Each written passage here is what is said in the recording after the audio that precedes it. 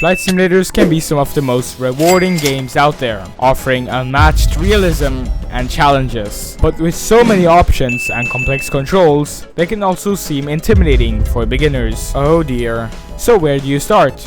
Let's make it simple. Whether you're a casual player who isn't looking for anything too complex, or someone who wants to challenge their 9-year-old crappy computer into realistic flight simming, then this video will get you started.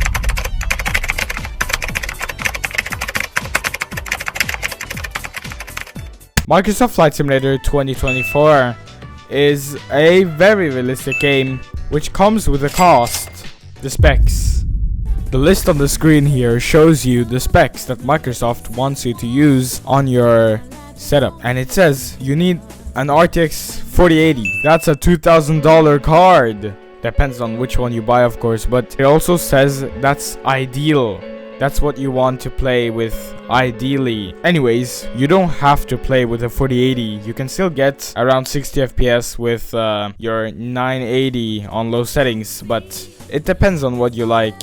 If you care about performance, you might not want to buy a 4080, but if you really want exceptional graphics, you're gonna have to buy one. If PC is not an option, you can also play Microsoft Flight Simulator 2024 on Xbox. Equipment really depends on how much you want to invest in the flight simulator.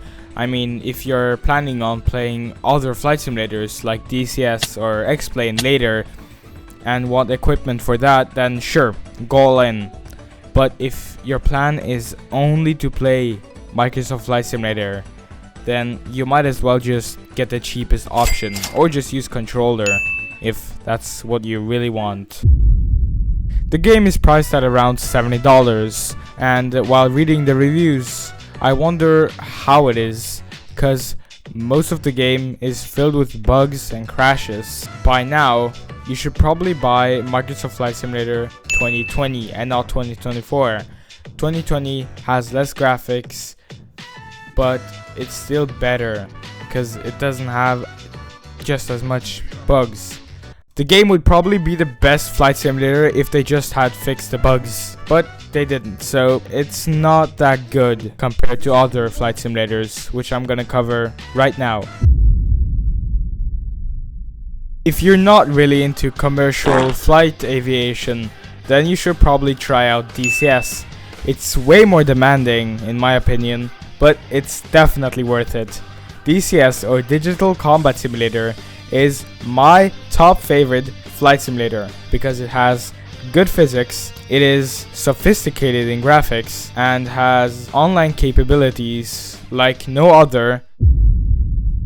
DCS recommends a graphics card with over 8 GB of VRAM and over 3 GHz on your CPU, and 32 GB of RAM and 500 GB of available space. So the specs is it's very demanding. It's a very demanding game, but it's free, unlike Microsoft Flight Simulator and Xplane. So that's the good side. The downside is that every single fighter jet in the game costs $80 or $50. So if you want a fighter jet, either buy the Flaming Cliffs pack or buy an F-16 or F-18. You get 2 free fighter jets, but that's really it, and they are not really that good. So if you really like fighter jets, then this is the game for you. You're gonna have to need at least a joystick. You cannot play this with keyboard. You can, but it's practically impossible. And you're also gonna want some kind of eye tracking or head tracking, because you're gonna always want to move around in the cockpit. The gameplay of DCS is perfect. I love it so much. It has good physics.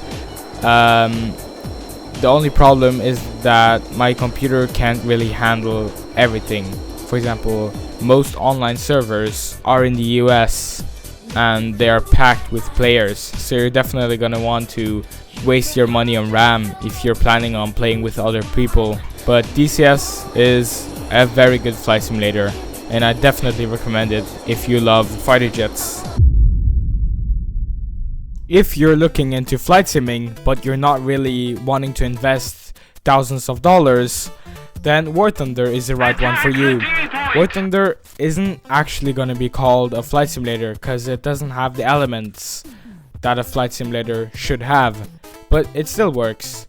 It has this arcadey type feel, so you still feel like you're playing a video game and not a complete masterpiece. When this video hits 1000 likes, I will make my own flight simulator. The equipment for WarThunder is pretty straightforward. All you need is mouse and keyboard, or a controller, or a HOTAS, or whatever you want to use. And look, in this video, I quite frankly played with a racing wheel. So yes, you can play WarThunder with everything. And the same goes for specs. WarThunder is a pretty easy game to run. I usually run it at around 140 FPS. And I know people who run it on laptops with 50 FPS. So I'm sure you can also run it. The specs are on screen right now. I'm not gonna cover them because I'm kinda in a rush. So let's move on. As you can see, WarThunder has very simple gameplay mechanics, and it's not hard to learn. It's quite easy actually, and that's a part of why the game is so good. But if you read the reviews, you will often find reviews saying the snail, typically the snail. So let me explain to you. The snail is Gaijin, and Gaijin wants your money, because everything in WarThunder is pay to win. For example, the F-18 that just dropped costs $80, and it's probably the best premium because it costs $80. So yeah, pay to win game, but still a good game. Just don't get eaten by the snail. Honorable mention.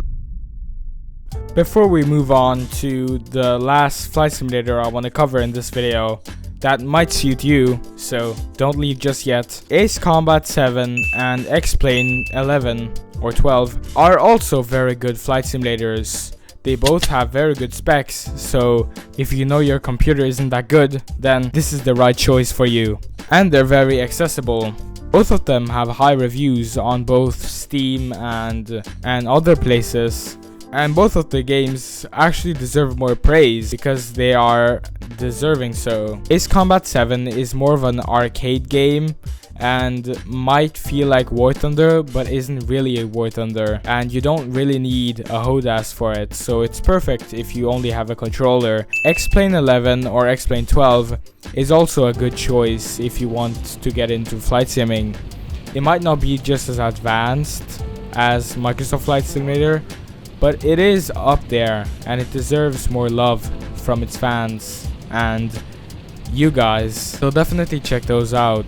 Both of them come at reasonable prices, so they should be good. And now, the last flight simulator is actually a free flight simulator, and it's called GeoFS.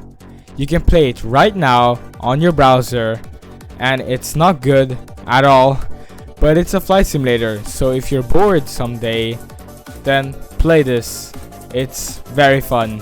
I had fun playing it actually, even though it doesn't seem like a good game. It actually is. It has a big map and everything. In conclusion, it all depends on what flight simulator suits you and what budget you have, because flight simming is a very, very expensive hobby. See you soon, aviators.